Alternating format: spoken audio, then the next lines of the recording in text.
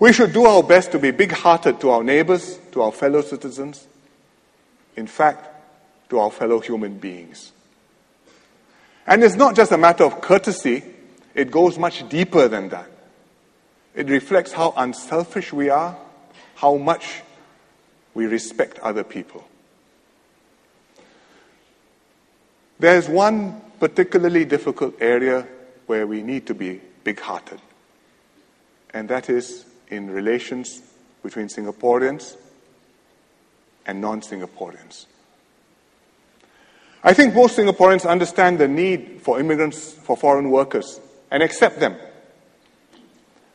But many Singaporeans have concerns because the influx has caused some real problems, and I completely understand this.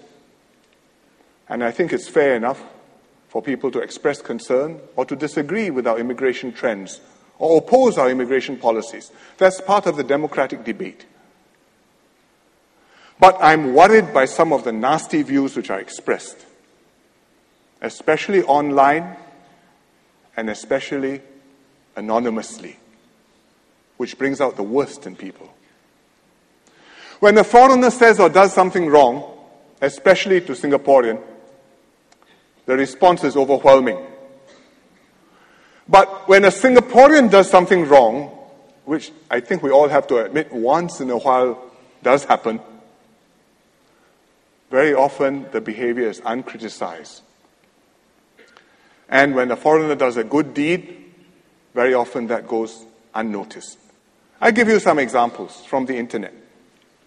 Sun Xu became famous. An US student made an angry blog post, offensive. He was roundly and rightly chastised and punished by NUS. But if you go online, you will find many nasty posts by Singaporeans about foreigners. In fact, there are some websites which specialize in tormenting and berating certain groups of foreigners from certain countries. Very few people stand up to say that this is wrong, it's shameful, we repudiate that. I think that's no good. You look at incidents on buses. There was Straits Times published one letter recently about a foreign nurse on a bus, the foreign nurse who made a difference. Because a woman, old woman, got sick on the bus, threw up, dirty, smelly, the other passengers all shied away. This foreign nurse came forward, cleaned her up, helped her, took her off the bus. He was the only one who responded. So somebody wrote this in the forum page.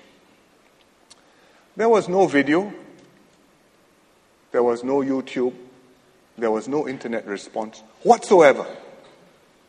On the other hand, when two women quarreled over a bus seat, you know which YouTube video I'm talking about. The non-Singaporean behaved and screamed outrageously. The Singaporean sat there. The video went viral. So I think this, as the Taiwanese author says, Du Hsien Loong, one-eyed dragon. We cannot afford to be one-eyed dragons. It reflects badly on us. It damages our international reputation. People think that Singapore is anti-foreigner, xenophobic. New York Times carried an article. Very powerful headline. In Singapore, vitriol against Chinese newcomers. Other newspapers carry stories too. Herald Tribune carried the same story, softer headline. Financial Times, Wall Street Journal, even Xinhua carries stories. It doesn't do us good. But more fundamentally than that, apart from our reputation, it speaks poorly of what sort of people we are. I mean, what sort of people do we want to be? We need to be people who are proud of ourselves, who have a heart, who can feel for our fellow human beings, who will be courteous, respectful, and behave with others as we would like others to behave to us.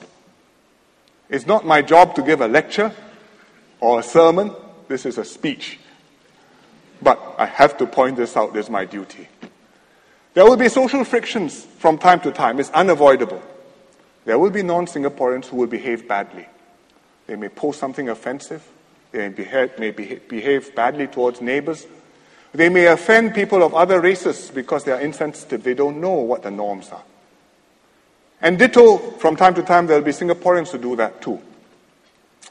And unfortunately, technology is one of the things which has made this worse, because with smartphones and social media, it's easier to give offense and it's easier to take offense. You cannot pretend you didn't see, and even if you think nobody saw, somebody may have filmed it. So we should deal with these incidents maturely. It's all right to express disapproval of what's happened. It's necessary even.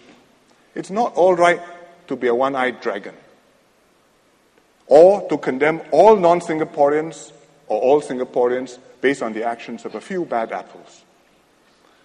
Also, it's wrong to slam the shortcomings of others but ignore our own transgressions.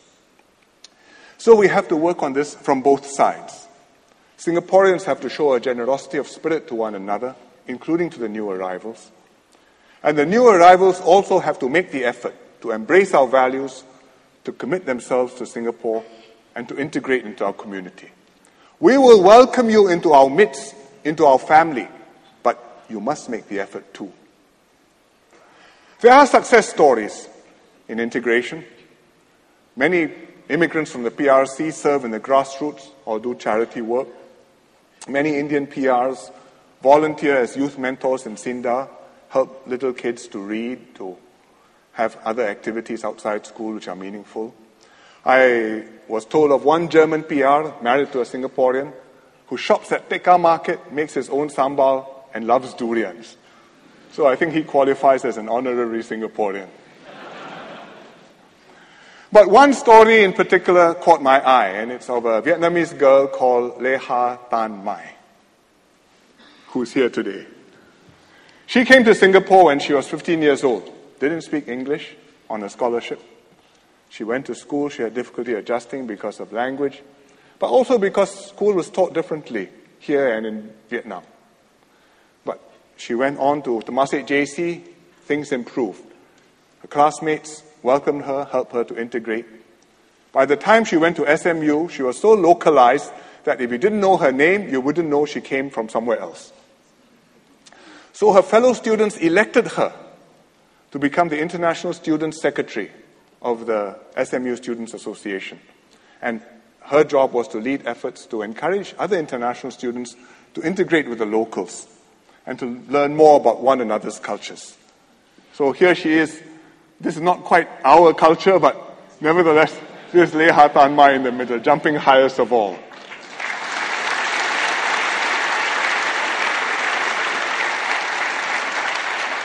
So I read you what she wrote in reflection of her experience here. I feel as much a Singaporean as I am a Vietnamese. I have come to love the hawker food, the Singapore River that I jog along, the fireworks every National Day on the magnificent background of Singapore's skyline, the shopping malls a few streets down the road, the cinemas where I spend many nights watching movies, the schools I attend, and most importantly, the friendships I've made. The friendships I have made. So it's ultimately up to us how big-hearted we want to be. We may be a small island. We cannot be small-minded. We cannot just be a prosperous and successful country. We've also got to be a caring, a generous, a decent people. People who are gracious and warm towards one another as well as towards others. And that's the best way to ensure that tomorrow Singapore will have a bigger heart.